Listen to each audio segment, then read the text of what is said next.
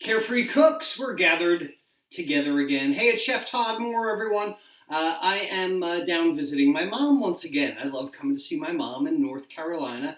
And, it brings up a point. One of the reasons that I wanted to get together today was to remind you, I say this again and again, when you have knife skills, you save money. You have the ability to take larger amounts of items and then break them down, apply your own labor for that matter, and you save money on the item all the time. So, think about it.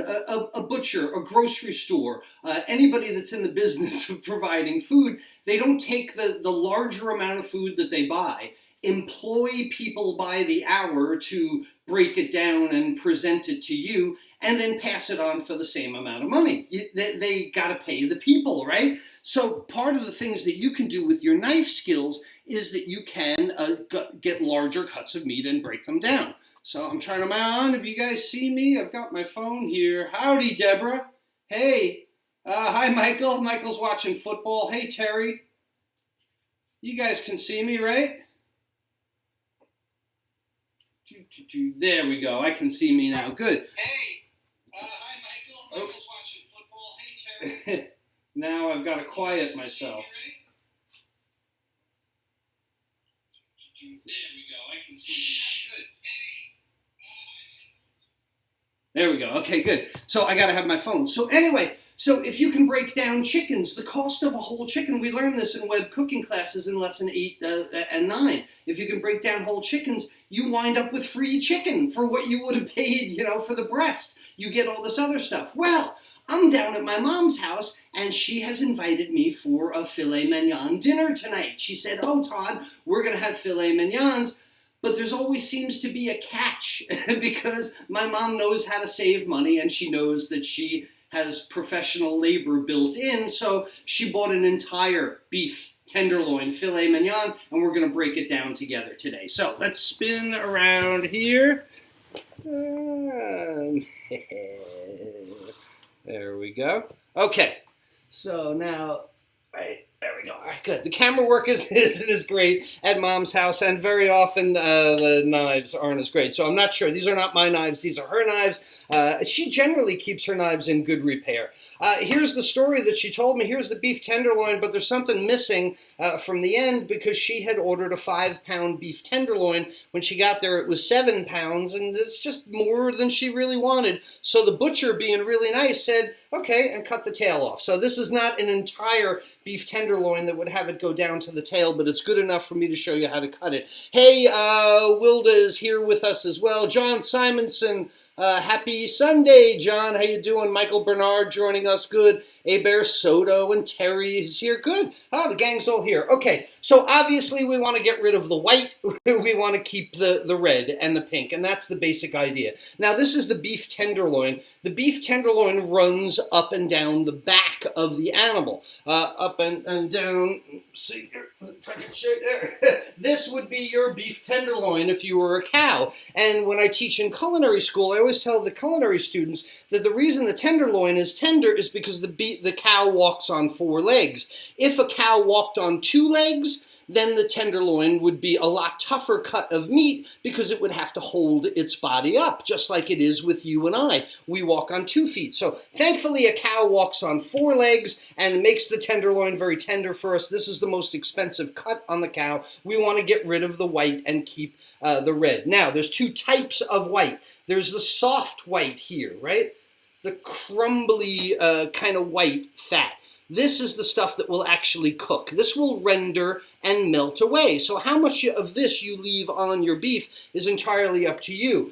But the second type of fat is this silver skin, this grayish kind of peel away. This does not cook away. This is not digestible. This is what makes your steak yum, yum, yum, chewy, chewy. This is the hardest stuff to get off before we start portioning it into steaks, and that's why I have my scale here. So the very first thing I want to do is get as much of the soft white off so I can get down to this silver skin. So I'm going to start running my knife, and one of the things with the beef tenderloin, see my boning knife always should be the sharpest knife in the drawer, right? Did your parents ever say that to you? You're not the sharpest knife in the drawer? Well, your boning knife needs to be the sharpest knife in the drawer because we don't want to apply a lot of pressure with the boning knife. Chef's knife is all about fulcrum, right? Chef's knife is all about coming down hard on the item and having that from your shoulder fulcrum.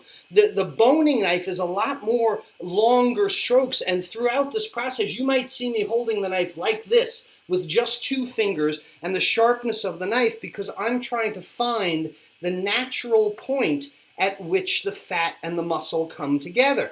This being at what, $20, $30 a pound, I don't want to leave any of the red on the white. Now the first thing we do with the tenderloin is remove the side muscle, and that's what I'm working on right now. Nice short little stabby strokes to open up this side muscle here. And again, I'm simply pinching that knife and letting barely the weight of a very sharp knife open this for me, okay? Now this is a side muscle. Side muscle on the tenderloin is very fatty. There is a lot of fat and sinew through here. This is not where we're going to get our tenderloin steak from, but this is not worth throwing away either because you paid per pound the same for this scrappy stuff as you did for the great stuff. But the first thing I need to do is remove this chain, and what I'm searching for with my fingers here is the natural curve of this muscle. I know this eye muscle is round this way. So if you think about the muscle running all the way this way, I know it continues to be round around here. So I'm looking for the natural point at which it comes together, and look how much fat starts to come away from that tenderloin. All right, now this is where the chain starts to join the head of the tenderloin. So I want to be careful about digging in here too much. The next thing I'm going to do, and this is the best way to remove fat, is try and run your knife horizontally to the meat, okay? I was doing these short jabby strokes to separate this, but now I'm going to do a little bit more carving strokes. And here's another thing to remember when you're cleaning beef. As someone, when I was a chef at the National Security Agency, I will never forget, it was one particular day of the week. Maybe it was Wednesday or Thursday, but it was roast beef day. And I used to have to come in at 5 in the morning and start cleaning roast beef. And I would clean, who knows, 100 pounds, 200 pounds of top round sirloins at 5 in the morning with the blood and the sinew everywhere. And I did not eat breakfast for a very long time after that. I just never had an appetite for breakfast after butchering sides of beef so early in the morning. But I got pretty good at it, and this is the way I would grade my culinary students.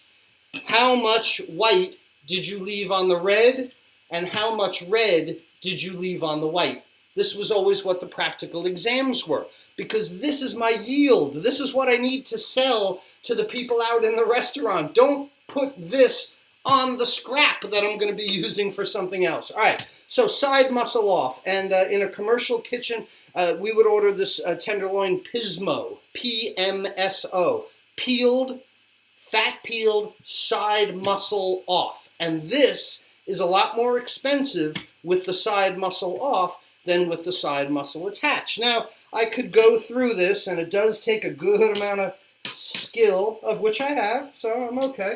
All right, now I'm using a technique where I scrape and push. I'm trying to find where the meat is. Notice a different grip on the knife now. I'm choked up because I want a little bit more leverage with this scraping motion. And I get down here, and eventually, I don't want to spend the time cleaning the chain, but usually what I do is I use the chain for cheesesteaks or omelets or something like that. See how I'm slashing that fat away and opening up where the meat is? I have a bad habit that you should not do, and I would grade culinary students against this. Do you see me cutting toward my other hand? This is a terrible habit, all right? I'm demonstrating what I do. The better thing would be to turn the item around and cut away from your hand. Much safer to do. All right, so if I'm teaching you how to do this with these long strokes running along the fat, do it away from your other hand, please. But I hate to say, Chef Todd, who has been doing this for a long time, he feels more comfortable doing it that way. Okay, so there's a little example. I would clean that chain. You see all the sinew. You see all the silver skin. This is something I would go ahead and use for scrap meats or even a filet mignon stew. When I owned my catering company, we did filet mignon cheesesteaks the next day after we had like a carving station or something. So that's really good food that you can have as well. Let me see who's talking to me. Wash my hands quickly when I touch my phone. All right, so is that good so far? You like that? Hey, Pam, how you doing? Jackie Page is here. Use the chain for Philly steak pizza. Yeah, good idea. David Hunn. David, I'm so sorry about your Brewers. Manny Machado, the former Oriole. Sorry about your Brewers, David. Kevin, one beef tenderloin, 115 bucks last Christmas. Absolutely, but if you broke that down, the point I'm going to make here in a minute, Kevin, if you broke that down into like 10 steaks, you would have paid a lot more for those steaks individually. Hi, Sherry is with us, and Thomas, that's good. Joe McKay is with us. Hey, Joe, so glad you're with us. All right, let's get back to the tenderloin here from Wilmington, North Carolina. Few trees are down around here, but it's not as bad as we saw. All right, side muscle off now. Now what you see is this silver skin that I was talking about. Oh, next thing, sorry. We're going to take the head down. Take the head of the tenderloin. And again, there is a fat layer that runs through here in the tenderloin, similar to the chain, but the head is very valuable. So again, I've got my pinch grip on the knife. I'm hacking. I'm looking for the natural joining of those two muscles, and you see I start to have the head come away here. You see that strip of fat? This is what I'm looking for right there. Right there. And I open this up a little bit more. This in itself can be some nice steaks. We're going to remove, again, as much of the soft fat as we can because this is the demon. This is what makes a filet mignon terrible. And the way to get this is like a sewing needle. I'm going to take the tip of my boning knife up under here like a sewing needle. Now here's the thing, this silver skin is really, really tough. It's really, really chewy. It's really, really hard to cut through. So tip the knife upward toward the silver skin. If you tip the knife downward, you're going to cut into that $30 a pound meat. Tip the knife upward and saw back and forth a little bit. You're not going to cut through the silver skin, but what you're going to do is you're going to scrape any of the meat off the silver skin, and this is the kind of thing you're looking for. All right, this is a B. to be honest, I want to see this absolutely white. This is way too much meat on here. So now that I've got this started, I'll lay my knife down, again, up against the silver skin, and I'm just going to saw back and forth the other way. I need to apply more pressure this time, I notice, because I left way too much flesh on that fat. And as I continue to do that, let's see, there, that's a much better cut on that, all right? So you see how this stuff, man, oh man, this is a rubber band. Can you imagine trying to chew this? Can you imagine trying to digest this? Can you imagine just cooking that? It's terrible. And now, look at the exposed meat. Beautiful exposed meat I have. Let's get the silver skin off on this side, tipping up. I did that last one in slow motion. I got to start moving. All right, this is down here. This is soft fat. This is stuff I can pull up with my fingers. Again, ladies and gentlemen, the way to do it would be to turn it around and cut away from you. That is the right way to do it. So I will demonstrate. I don't want to affect all the children out there, all the aspiring butchers that I might that I might influence. Okay, silver. See, I can't do it that way. I'm sorry. Do as I tell you to, not as do as I say, not as I do, kind of thing. All right, that's away from me, then toward me. More silver skin. Boom, boom. 2 strokes. Silver skin. Boom, boom. We do it like that. All right. Getting a lot of this off here toward the end. We'll get that. We're slashing. Looks good. Now, oftentimes as a butcher, you got to make the decision, right? Do you leave the fat on? This is more soft fat. Look, I can almost pull this off with my fingers. This has got to go. The other thing about trimming a steak is the more fat that you leave on, and there's always a discussion about this. People like a certain amount of trim on their steak, but if you're going to grill it, the more fat that you leave on, the more likely you are to have grill fire-ups, right? Because that fat is going to render, fat's going to drip down on the grill. And those people that say fat is flavor, I don't really know. To me, fat is fat. You know, I don't need to add more fat to a beef tenderloin.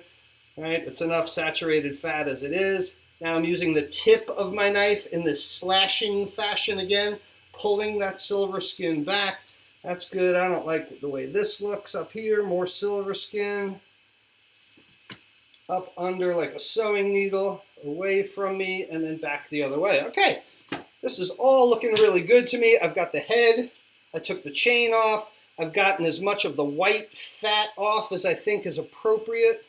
Let's work up here. Who's talking to me? Eloisa, hello, Miss Silva, how are you? Thomas Wilson, you put it in your green beans.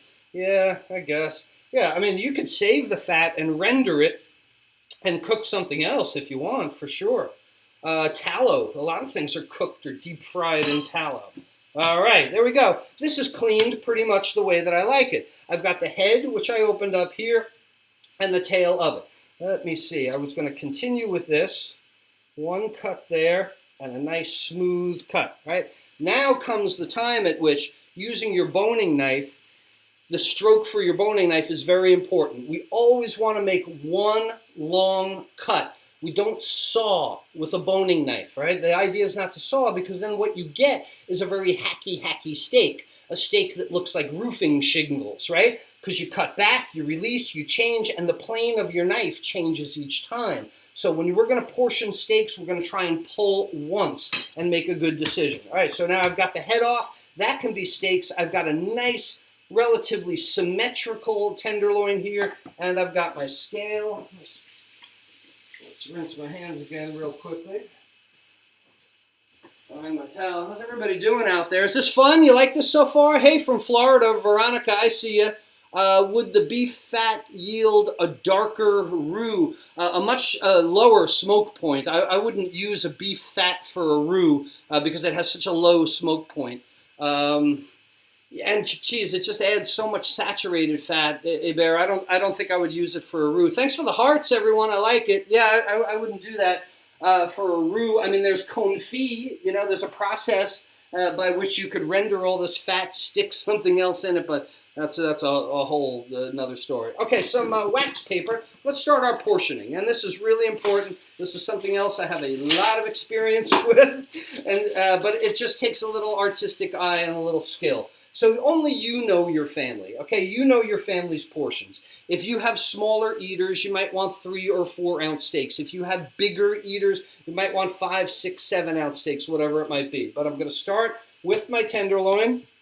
And based on my experience, I want probably 4 to 5 ounce steaks. This looks pretty thin at this end. I mean, not not wide in radius or circumference. I'm going to make one guess that this is a 4 ounce steak. Starting at the heel of my boning knife, like I said, I want one quick pull. If I start at the tip of the knife, I can't make one quick pull. So you got to start at the heel.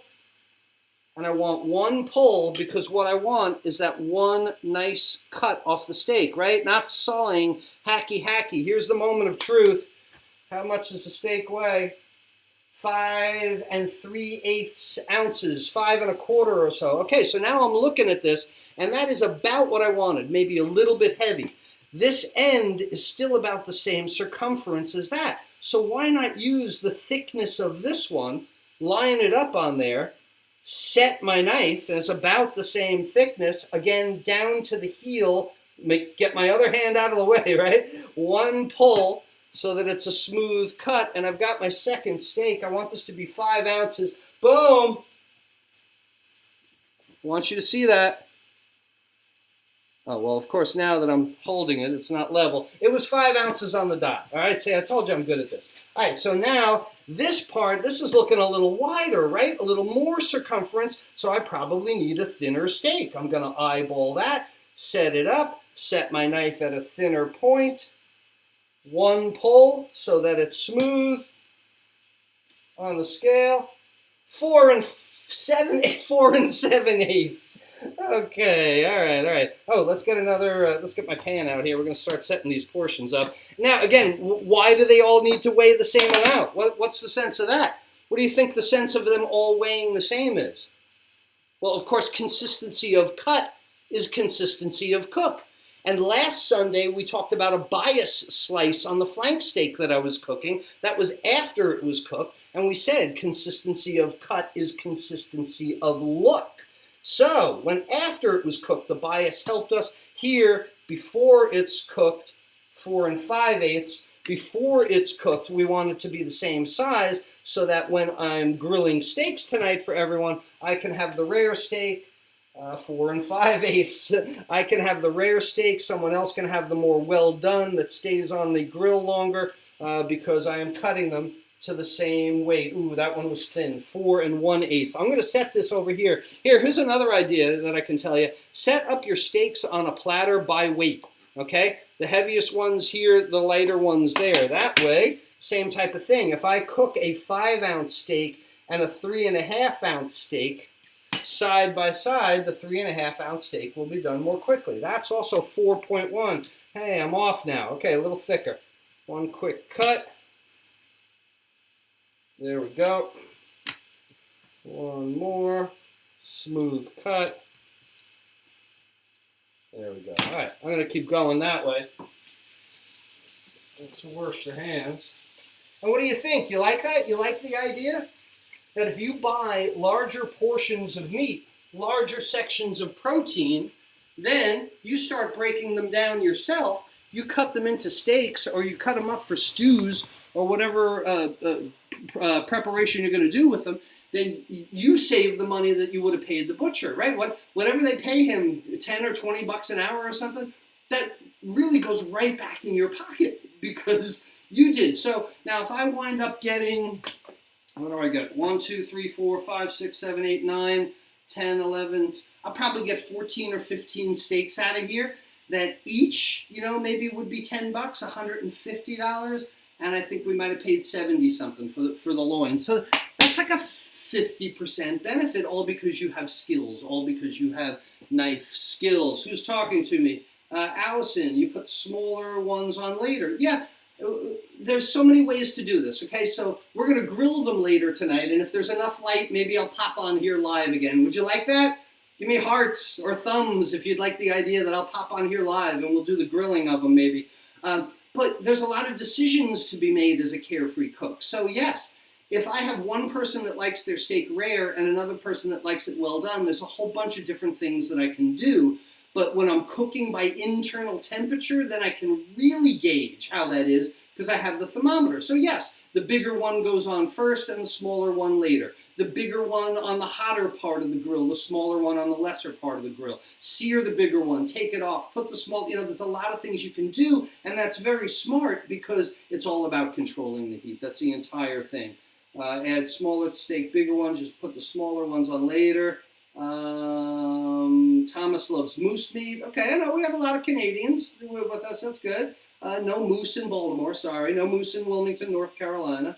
Variable thickness change the cooking for thinner steaks. Yeah, Bob is asking. Thicker steak, thinner steak, but surface area as well. So like the thinner steak is going to be a wider steak. They weigh the same. That's going to help as well. Think about the extremes of it. If you had a tower steak this high and a steak that high, they probably would take the same amount. So that's why I always do it by weight rather than size. It was a good question, Bob. I appreciate that. Hey, Doreen is with us as well. Hey, Doreen. Good to see you. Everyone's saying hello to each other. Kerry's with us from Fort Worth, Texas. Kerry, I love what you've been posting. That's great. Pat's learning a lot from the classes. That's good. Terry Cox is right down the street from me. Myrtle Beach, South Carolina. Good to see you, Terry. This is great. I'm getting a lot of love, a lot of hearts. Really cool. Okay, Thomas, with the green beans. Yeah, we're going to have green beans too tonight. So these steaks are going to get cut. Usually what I like to do is dry rub them. I'll push a lot of different herbs and spices into them and coat them with olive oil. And if I jump back on tonight, I'll tell you exactly what fat does for grilling, for direct conductive heat. So for now, you guys have fun today. I'm really enjoying just jumping on these Facebook Lives. When I think of a skill that I can share with you, this is an important one. I mean, we saved my mom $75 today rather than buying 4 individual steaks, and I have fun doing it. I get invited to dinner and I have to do the work, but I'm long over that, since my mom taught me everything I know. That's what she continues to tell me. Hey, if you want to start your own journey toward becoming a carefree cook, well, the best way to do it is go to my website. Go to webcookingclasses.com. Get my guide, The 5 Forks to Carefree Cooking, because along your journey toward total freedom in cooking, it is going to come some decisions, some choices, and I will help you take the right fork each time. If you like this video, if you've got some beef lovers in your family that want to save money and enjoy using their knife skills, share this video with someone. If you thought the video was terrible and there's someone you don't like, well then go ahead and share it with them as well. And until then, it's Chef Todd Moore reminding you that there's a method to your cooking success.